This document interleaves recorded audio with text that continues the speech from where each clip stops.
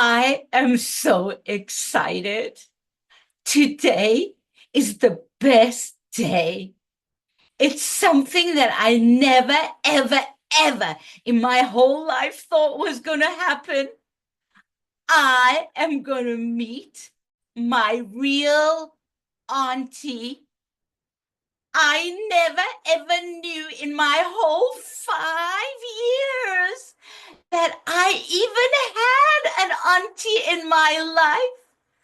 I didn't know that I even had one.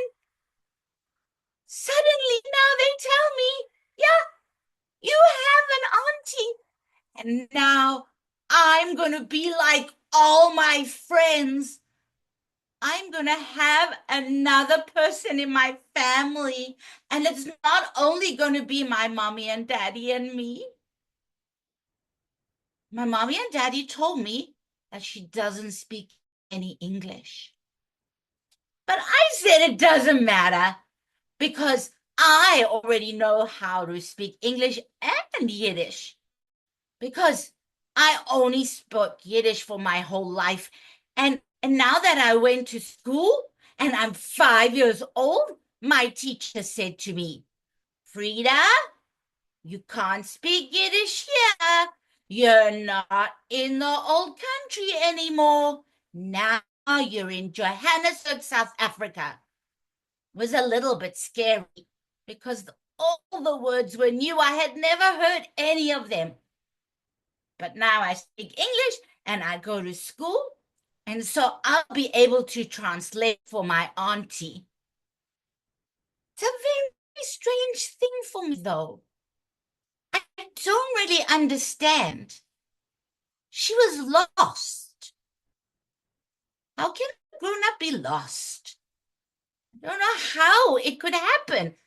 If I was lost, someone would come and look for me. But she was lost for such a long time and no one even knew she was alive.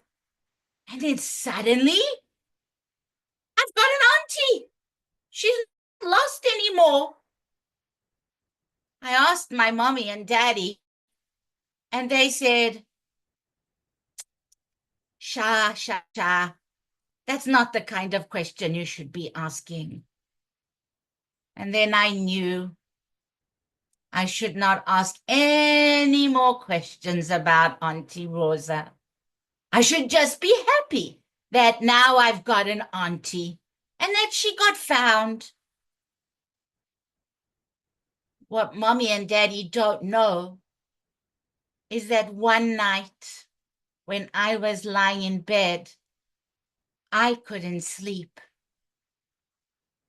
And I heard them arguing. And and and mommy was saying, you know, Euro, she fended for herself her whole life. I know she can continue to fend for herself. I'm sure she'll be fine. She's in Germany. She speaks good German. She will be okay. We cannot afford another mouth to feed. And my daddy didn't like that I could hear. He hardly ever got upset. And he hardly ever got mad at my mommy. But he said, Chava, I will not hear this language from you. I was not able to do anything for my family. We lost my mother. We lost my father. We lost my brother. We lost my sister-in-law. We are not losing your sister too. Money doesn't come into it. I wasn't supposed to be listening. And I heard the conversation, and I already knew it wasn't something I should be asking about. So I just kept quiet. But today I'm happy because today is the day I get to meet my real live Auntie Rosa. And she's coming on the train. Mommy and Daddy told me that she went on a boat. I have never been on a boat. Sometimes I do see the ocean when I go down to the ocean for vacation. That's where mommy and daddy saw each other for the first time after so many years. But that's a whole nother story, and I'll tell that one to you another time. This one is about Auntie Rosa getting off the boat and onto the train and coming all the way up to Johannesburg. I can't wait. We have a room in the house for her. We've always had an extra room because our house, has got a room for mommy and daddy and a room for me, and there's always been a room in case.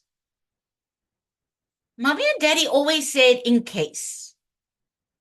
And when I said in case what? They just said in case. And they never told me what in case was going to be. And now I know, in case they found my auntie. I still don't understand.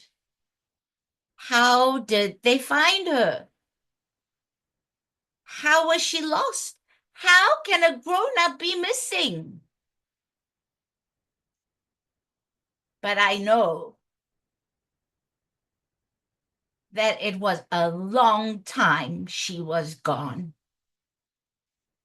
And that night, when I shouldn't have been listening, and my daddy said, the Red Cross found her, I don't even know what the Red Cross is.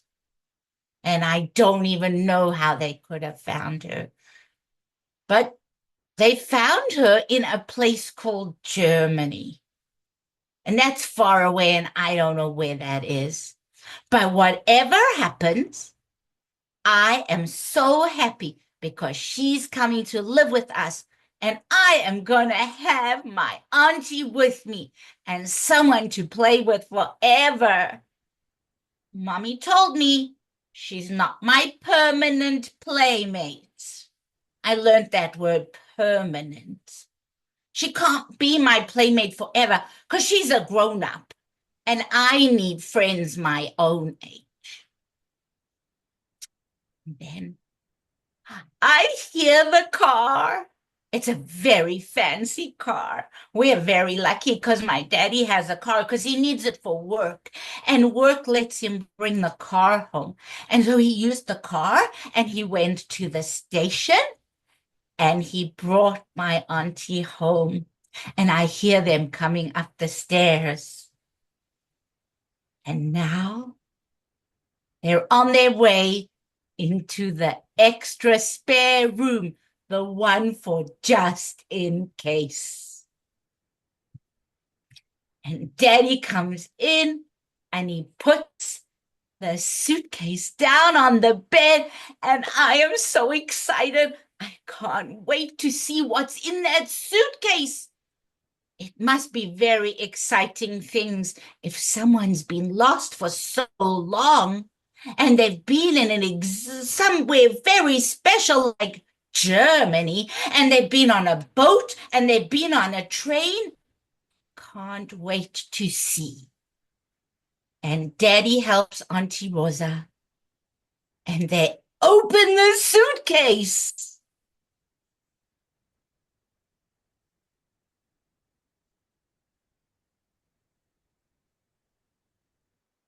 I remember that day very, very well.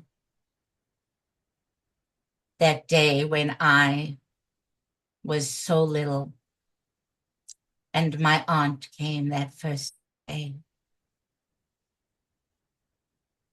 And we opened that suitcase on the bed. Suddenly, the mood in the house changed from happiness and joy from being together. Suddenly, confusion. A look crossed everybody's face. And I remember as a little girl, I looked into that case and I couldn't quite comprehend what was inside. I had a flashback to the summer when we had been on a train and the train had got stuck and we had to get off the train, and we were walking in Cape Town in the desert near the railway line. And the railway tracks were suspended on these big, long planks of wood. In South Africa, they call them railway sleepers. I don't know what they really call, but they're big, heavy pieces of wood. And I remember looking to the suitcase and just seeing smashed and broken shards of glass and ceramic and this big piece of heavy wood in the suitcase. And everybody looking at this wood and thinking, what is going on here?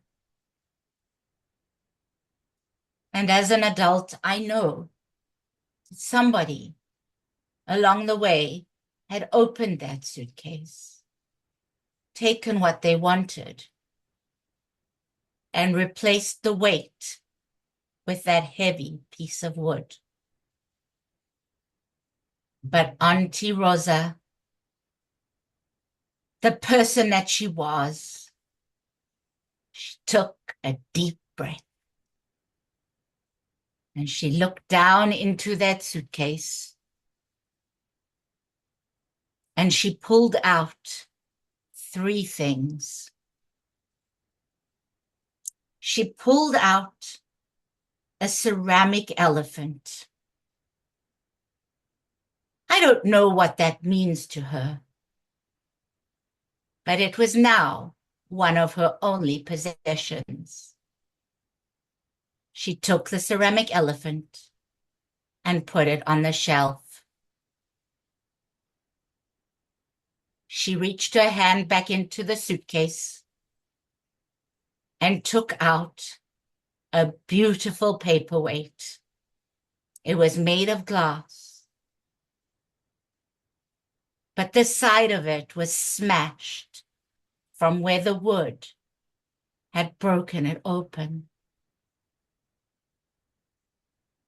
And the last thing that she took out of the suitcase was a beautiful red dress with lovely flowers. It was all hand sewn, and she lifted it up and she said, "Thank God they didn't take my liberation dress. They can take everything they want from me. They will never again take my freedom."